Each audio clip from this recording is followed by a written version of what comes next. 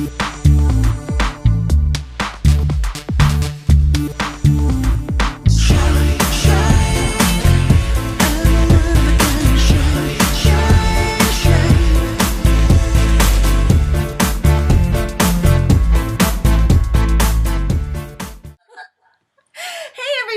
Marla with Conversations with Cupid and Karen Dahlman, Ouija board expert. How you doing, Karen?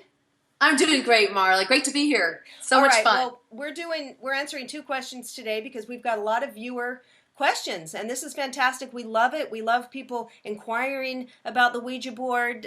We're breaking all the myths and busting down those walls about Ouija boards being dangerous, and we want everybody to just embrace it if you have the interest, and if you have any questions, we're here to help because we love the board, and we get a lot of messages on there. So we've got a viewer question from a guy called Patrick. Hey, Patrick, how you doing? Hi, Patrick. Okay, Patrick says, how do you ensure trust and honesty when working with a partner or in group sessions? Take it away, Karen. Great question. Yeah, great question, Patrick, because we do want to know that we can trust. Trust is a big element of doing the board work. It's a big element of opening up and being receptive to the messages, because you have to be able to trust another person in a partnership when you're doing the board, or if you end up doing the board in group sessions. Many of you know that I host open message circles, and Marla attends as well, and a few others that we know. And we have to build trust everybody in that room to be safe as well. And I have to trust my partner, that my partner I'm working with is not going to be pushing the planchette, is not going to be influencing it on some kind of conscious level. Subconsciously, you don't know what's going on there because we don't really know about the EDM motor effect and how all that plays into it. But we want to know that we can trust this person, that they'll be safe with our messages, number one, when the messages come through. Number two, they're not going to push it. Number three, they're gonna be as open as they can and be comfortable to come to the session and the table with you to do this work. Because if anybody's holding kind of resentment towards you or towards the other partner, animosity, or if they're sick and they're not telling you, that's going to influence the messages. So I say, when you do this work with somebody you kind of know or probably know. I mean, you might have met somebody and you want to do Ouija. Maybe wait till you get to know the person a little bit more. You know, feel them out like you do in life. You don't just let anybody come into your house and just move in. You take time to get to know somebody. The same thing here. So your partner, you want to know the person, that their intentions. You want to know that they're coming about using this board like you are, to explore, to experience, to experiment, to also receive information and wisdom and guidance, and that they too will support you to receive your messages. And then you build a trust there. Now, how do you know when that trust is built? It's up to you. Only you will know. You will know your comfort levels. Don't sit down to the board with anybody if you're not comfortable with it, because that will block the ability for them to come through at the highest vibration you want. And if somebody's doesn't believe it, like I did try months ago, my husband doesn't believe it at all, but he did months ago sit down with me to do it, to give it a shot, and of course it didn't move because he doesn't believe it, and so then he won't do it again. Or if somebody's there that's trying to prove it doesn't work, or is skeptical, or is doing it like, prove it, that's not a good energy to bring either, I think. No, and that goes back to the whole group influence, as Mara was talking about. It could be the individual you're doing it with, how they influence it, their beliefs, their intentions, what they think about it, as well as the group people in the room. I've been in situations where somebody walks in the room and I'm having great messages, and all of a sudden, halt. Oh. It stops. And people say, why did that happen? And I know why it happened. Somebody walked in who was just very uneasy with it, possibly, or negative, or didn't want it to happen. And so in those cases, it's best just to put it away. Mm-hmm. If you're in a group setting, I invite people to the sessions that I know, and I know where they are using this work, and they want to explore, experiment. Healthy skepticism is always good, but they're not trying to control it or end it or denounce it. And that's important too. And that's for me to know that as the person who holds these sessions, I'm responsible to make sure that everybody that's coming there is open to doing this so we can get positive messages. And also, you won't hear me sharing these sessions unless in general terms. I won't say people's names either. And even my books, I change people's names just because I know a lot of people want anonymity. They want to not be known. Sometimes it's private, personal stuff. So we have to learn to just trust that, trust the people that are there, that they want that, and offer that to them. And as you begin to build this trust with yourself with this tool, the trust with the people you use this tool with, the trust with people that enter your circle when you do this work, you will find that the board and your communication through the board will work that much more. And it's all about you. It's all about you. It's all about you. Awesome. Well, we have another one more question here from Chris, and it says perhaps more about solitary use of the Ouija when you have no one else to use the board. And then we covered a little bit of that in another video, but we can talk about that a little bit more for Chris Walker. Hey, Chris. Hey, Chris, how are you? Well, Marla, you use the board alone. Tell us what you think about that. Yeah, I was so excited. So the first time I used it, I don't know if it was about 1.5 years ago, was with my friend Julie. Hey, Julie. I love you, Hi, Julie. Julie and I got some amazing messages from angels, and it was so exciting. And Julie lives pretty close to me, but you know, she's a busy woman too, and I can't be calm. I was like so excited. This was like the most exciting thing that ever happened to me in my life, being connected to my angel and being able to ask Mirth, my angel's name's Mirth, questions.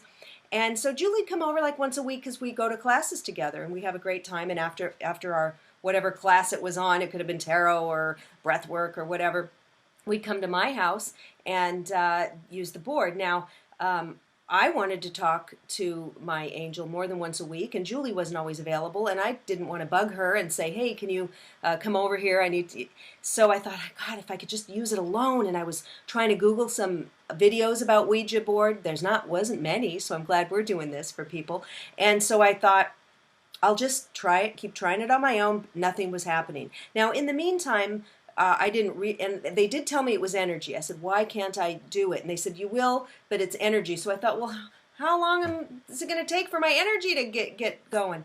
In the meantime, not knowing that this was going to help, I was getting attuned to Reiki. So I'm Reiki 2 practitioner. I got attuned with something called the Reconnection, which is another attunement for energy work. I also got attuned for life force energy healing, and then doing some meditation, and then giving energy work on people. So I had a lot of energy coming through. So I give sessions. If anybody's in LA or California, come on in for energy healing with me. It's fantastic. So all of this was opening up my energy and opening me up.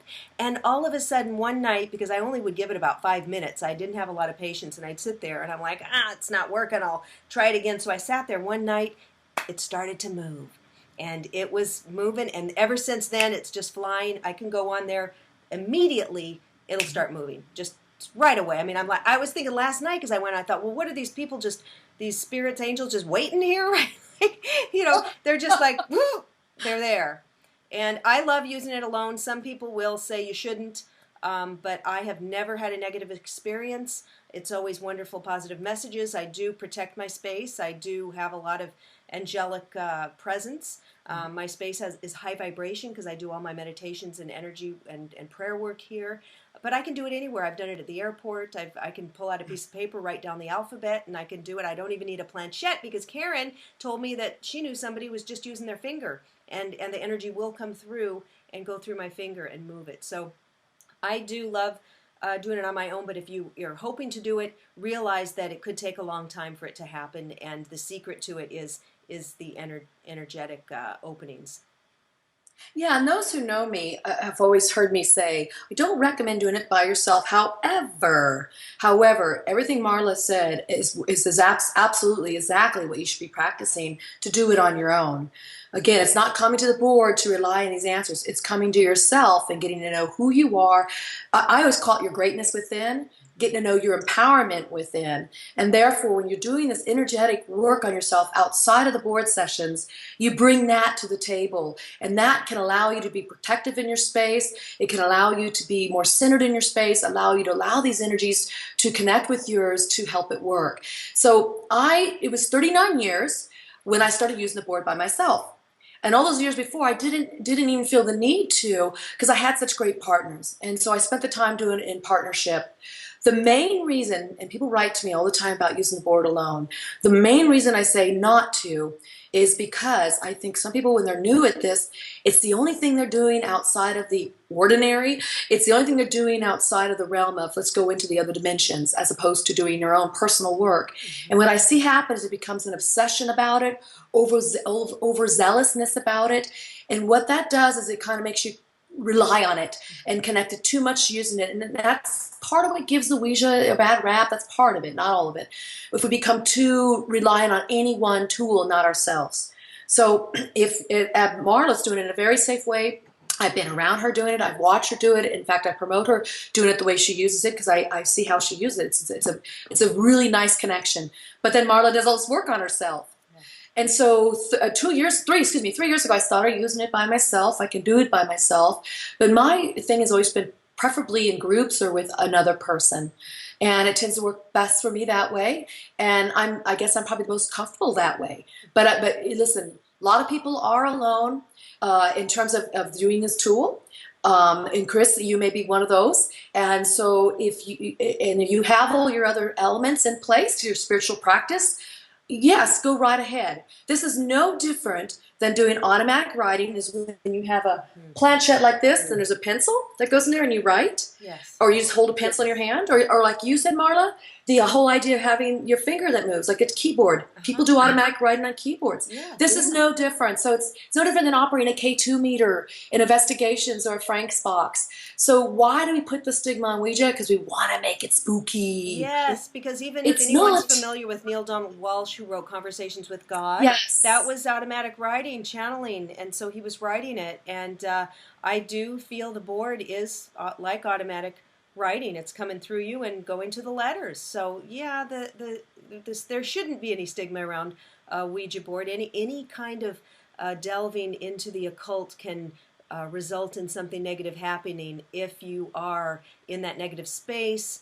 If you're using drugs or alcohol, if you're depressed, if you're sick, if you are inviting those lower energies in, if you are a lower vibrational person, angry or anything like that. So be careful in any of it. It's not just the Ouija board.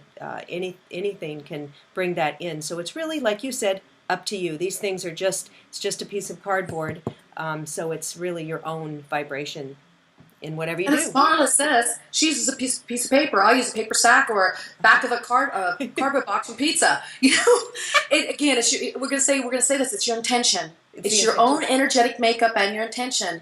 And so work on your intentions, work on your energetic makeup, and you too have every permission to be able to reach these other dimensions, and you'll be met with incredible people, energies, entities, angelic beings, guardians who love you. And as Marla pointed out, she signs on and boop, there they are. Well, they're omnipresent. They're everywhere, and for those reasons, you're going to be able to tap into them. They're waiting for you to make connection. Not that this is for everybody, but if you feel called to this, really just work on your intentions, and then you can use these tools, and you can use this tool if you'd like by yourself. But just if you ever find yourself becoming obsessed with it, you want to do it all the time, at the neglect of maybe doing your studies, going to work, seeing friends, this becomes your only friend, that's never positive. It's never positive if you hide yourself away from others. Okay, so that's the key here. If it helps you promote and helps you grow and connect with others and connect with your guides and yourself, then I'm all for it for you. All right. Thank you, Karen. And thanks, Chris, for that question. Thanks, Chris. Bye. Bye.